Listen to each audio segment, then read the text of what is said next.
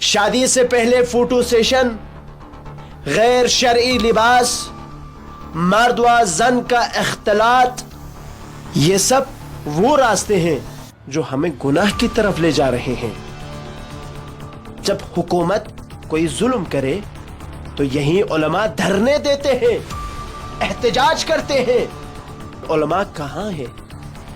جو دین کے نگہبان ہیں وہ صرف بیانات اور تقریبات تک محدود کیوں ہیں؟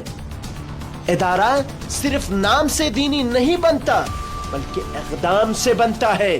اعوذ باللہ من الشیطان الرجیم، بسم اللہ الرحمن الرحیم، الحمد للہ رب العالمین، والصلاة والسلام علی سید الانبیاء والمرسلین محمد وآلہ الطاہرین۔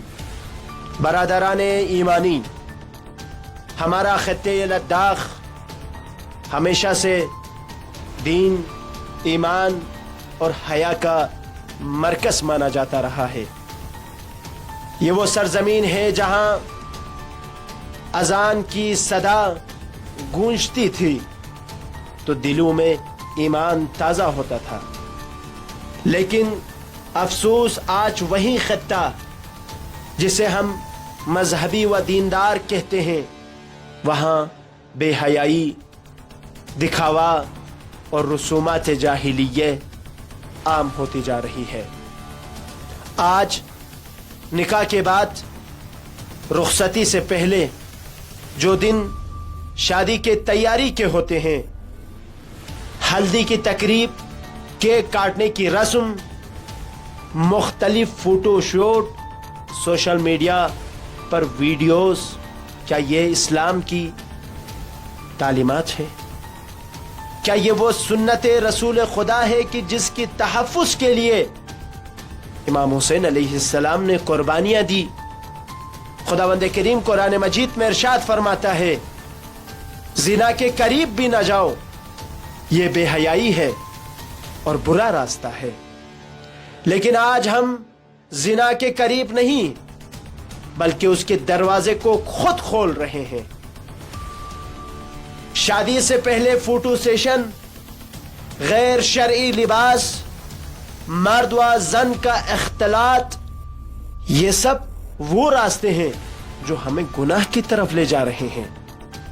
اور افسوس کہ یہ سب دینی علاقوں میں ہو رہا ہے، علماء کی نظروں کے سامنے۔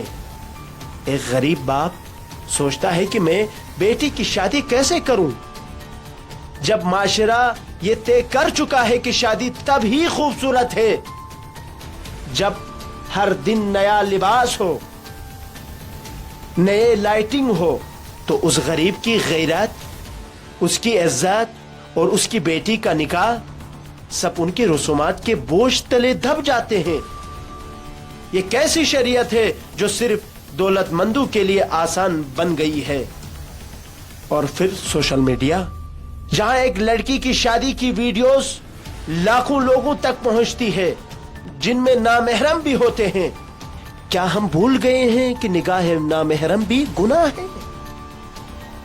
ہم سب جانتے ہیں کہ شیطان ہر دل میں موجود ہے اور وہ انہی تصاویر اور انہی ویڈیوز کے ذریعے ہماری ایمان کو کمزور کرتا ہے۔ رسول خدا صلی اللہ علیہ وآلہ وسلم ارشاد فرماتے ہیں، حیا ایمان کا حصہ ہے، اور آج ہم ایمان کے اس حصے کو سوشل میڈیا کے مناظر میں بیچ رہے ہیں۔ اب سوال یہ ہے کہ ہمارے علماء کہاں ہیں؟ جو دین کے نگہبان ہیں وہ صرف بیانات اور تقریبات تک محدود کیوں ہیں؟ جب حکومت کوئی ظلم کرے تو یہی علماء دھرنے دیتے ہیں، احتجاج کرتے ہیں۔ تو کیا دین محمدی کی پامالی پر خاموش رہنا درست ہے؟ کیا یہ خاموشی جرم نہیں؟ اے علماء کرام، یہ جو لباس آپ نے پہنا ہوا ہے یہ آپ کی ذمہ داری ہے، یہ لباس رسول اللہ ہے۔ جب معاشرہ بگڑ رہا ہو تو آپ کا فرض ہے امر بالمعروف و نہی از منکر کریں۔ آپ کے ممبروں سے فتویٰ صرف کتابی نہیں بلکہ عملی پیغام بننا چاہیے.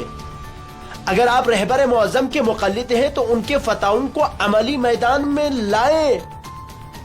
اگر آپ آیت اللہ سستانی کے مقلد ہیں ان کے اقوال کو معاشرتی کردار میں ظاہر کریں.